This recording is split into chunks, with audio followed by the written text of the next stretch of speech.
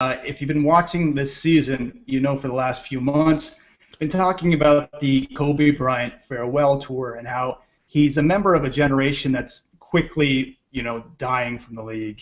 And we've been going through all of these players, and I want to talk about the last player before Kobe, the only person who can really be talked in terms of being an equal to Mr. Bryant, and that's Tim Duncan. Phil, I'm going to throw it to you first. And thinking back to Tim Duncan when he was at Wake Forest and in the draft camps, I think it was in '97 when he came into the league, I think he was very misunderstood. People would talk to him and he would stare bug-eyed, and some people thought he was just kind of not intelligent. But the underlying fact was that he was listening and putting a lot of thought into what people said and really into how he played the game. Do you think in a lot of ways he's been a misunderstood player throughout his career?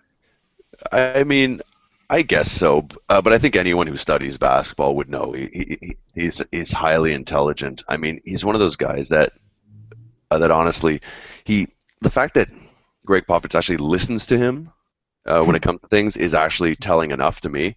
But he's one of those guys. He's always learning, and I mean, we're talking about like the Kobe Bryant kind of saga there, and I'm one of the people who actually puts Tim Duncan ahead of him on that list. I know I made some flack for that, but I think when you look at a player who's done so much, staying at Wake Forest, learning, I mean, he hasn't stopped. Like, he has never had any. It's so tough to be in the NBA, 5-time champion, everything given to you, and you're still that humble. I don't think intelligent, like non-intelligent people do that. I think his intelligence is just he's got a bit of a quirkiness too. But I think that's the whole Spurs team. I just think had he gone to any other franchise, he would have been extremely successful. But it's that professionalism. I think he has professional. Like there's a lot of guys who talk about work ethic, and Kobe was known for that. But when it comes to that mindset of what's best for the team, I don't think there are many players that beat him in that. I mean, looking back the history of the game, look at all these amazing power forwards. Guys like Karl Malone come to mind. How was Timmy different than the rest of these guys? Longevity is a big thing with him. You look at him now, and he's still one of the best centers in the NBA. He was able to change his game power forward to center with David Robinson leaving. Just his adaptability, his ability to survive through so many different eras. Defenses have changed so much, and you look at him now, and he's still the #1 player in the league for defensive real plus minus. Like, he has his durability, winning like 60 games almost or 55 games every season. Like, it's incredible what he's managed to do. He's been able to defer to other teammates. We've seen Tony Parker, Kawhi Leonard get Finals MVP. He's known when to take his shot, when to kind of sit back, just play that defensive role.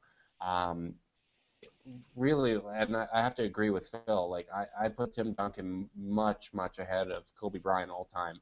And it's kind of funny and appropriate that if Duncan does retire after this season, which I don't know if he's going to, but it'd be kind of appropriate that the whole season's been about the Kobe farewell tour, when the greatest player of his generation, Tim Duncan, just kind of goes out quietly, the same way he's operated throughout his whole career.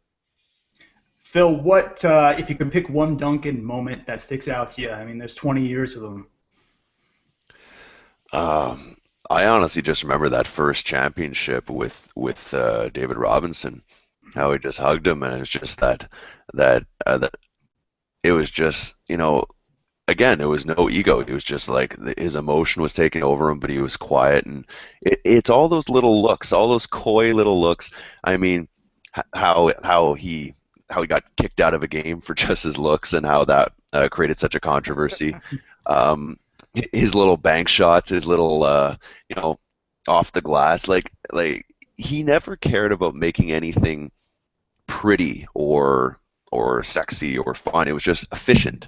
He learned to shoot that little, like to me, I think his jumper is super ugly, but it works, and he's good at it. He knows what to do. He's a great passer, and he's one of those guys that just, like, you look at him and you're like, he just looks fun to play with. He looks like he sets a high bar, but he just looks like one of those guys that's really fun to play with. And I don't know. I think he's one of those guys that I'm really going to miss more than anything. And it's kind of ironic what Justin was saying, because imagine the Spurs take a championship this year, right? Because then that would be 6 to Kobe's 5, and would that really even be a competition anymore? Mm-hmm. Justin, do you have a favorite moment? I don't know about favorite moment, but moment that really sticks out to me, especially as someone that pulled for Steve Nash and the Phoenix Suns, was the ball getting kicked out to Duncan at the three-point line, seconds left in regulation, and him hitting that shot. It was like, of course, Tim Duncan, not a three-point shooter at all, hits this clutch shot. It's just ridiculous what he managed to do. He almost averaged a quadruple double in a playoff series. Like, he's incredible.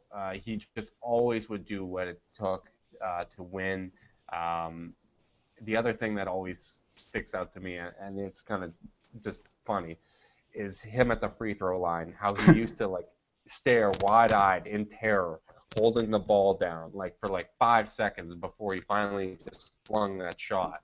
It's the ugliest thing ever, and I can just see how he would be maddening to play against, because he's so good, he's so polished, but at the same time, like he's just not that conventional superstar. He just isn't.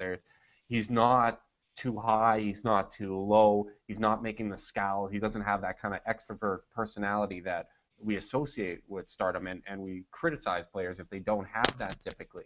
But he's transcended that. He's managed to beat Tim Duncan throughout his entire career and be tremendously successful doing it. And let's not forget how he dresses away from the court. So Tim Duncan sustained excellence, 20 years, 5, nearly 6 rings. I think the three of us are in agreement, the best player of his generation.